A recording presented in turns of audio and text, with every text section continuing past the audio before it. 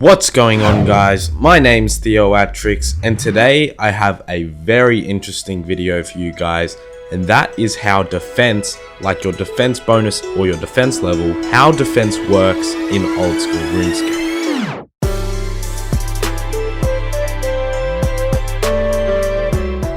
So the main part of this video, I'm going to be explaining the maths behind how defense works, and then to finish the video off, I'm going to be talking about some interesting outcomes from playing with the formulas, which might really help for PKers or even PVMers. So to start things off, your defense level and defense bonus, so defense in general, has absolutely nothing to do with the max hit that can be hit on you.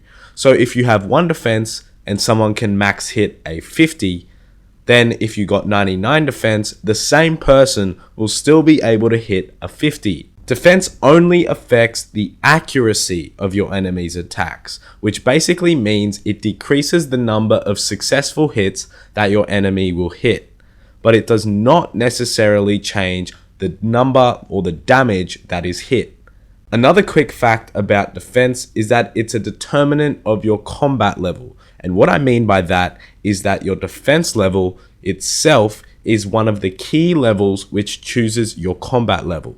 So for example, mage, ranged, attack, and strength are all tied together. So a high range level means you can get a lot of strength and attack levels without leveling your combat. But with defense, on the other hand, it's all on its own. So if you get a defense level up, it really affects your combat level. So now these three pieces of information that I just said are really key to understanding why one defense pures are so powerful. To summarize, defense doesn't increase the max hit, which means pures have a huge advantage since their max hit would be so high compared to those with defense levels. I've got one more fact to talk about before I get into the math side of things. Melee defense and ranged defense are entirely dependent on your defense level, but magic defense is another story. Your magic defense is determined 70% by your magic level and 30% by your defense level. So this piece of information makes magic pures a little bit less effective, mainly in terms of pures, because a lot of pures have a really high magic level and one defense. So their really high magic level would mean that they would splash more often, but the range and melee defense would be really low since they have only one defense. So now for the maths. To work out the accuracy depending on your defense level, you need to work out the attack roll, like rolling a dice, of your opponent, and you need to work out your defense roll of your own defense. So the formula to work out the roll for both of these is equal to E, your effective level, multiplied by your bonus B plus 64.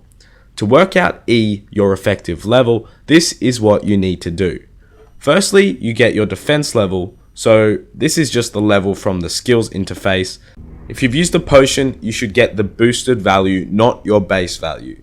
Next, if you're using any prayers, multiply it by the prayer adjustment. So for example, if I have thick skin activated, which increases my defense by 5%, I multiply my defense level by 1.05. If I have piety on, my defense is increased by 25%, so I multiply it by 1.25. Now you'll probably get a number which is a decimal, and what you want to do with the decimal is round it up to the nearest whole number. Now this is the part that I found really interesting. Your attack stance, so your accurate, controlled, aggressive, defense, they all actually play a large part in combat.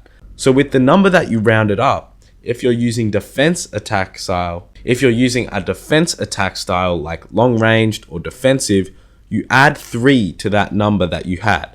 If you're using accurate, you add 0.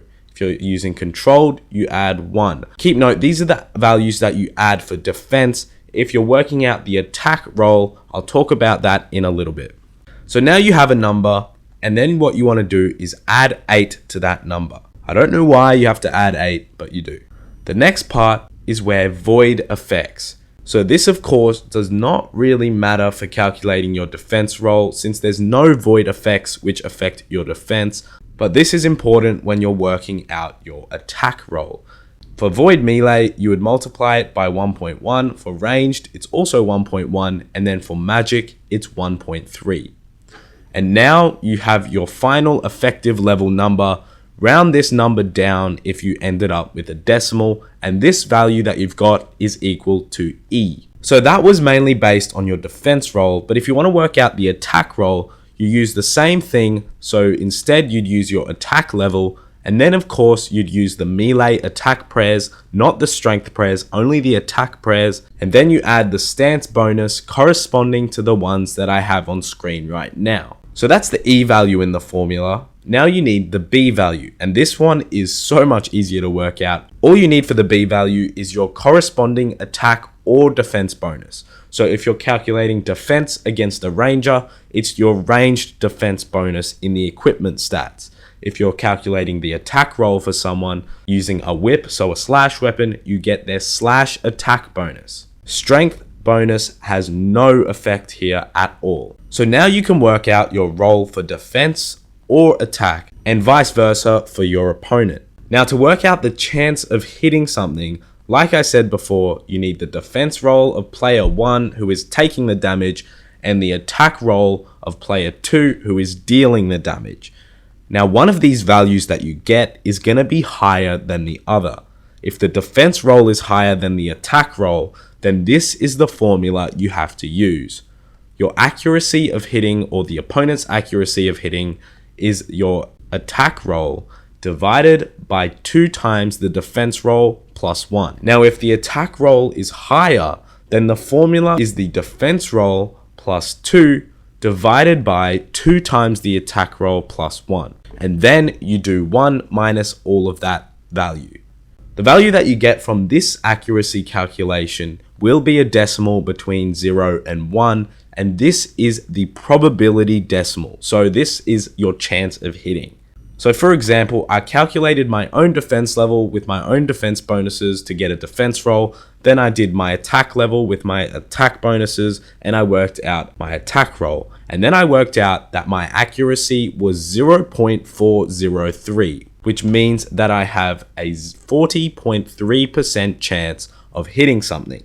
So in terms of defense, this value that you get from this calculation can be really useful to work out how much a couple of defense levels will change the chances of you getting hit.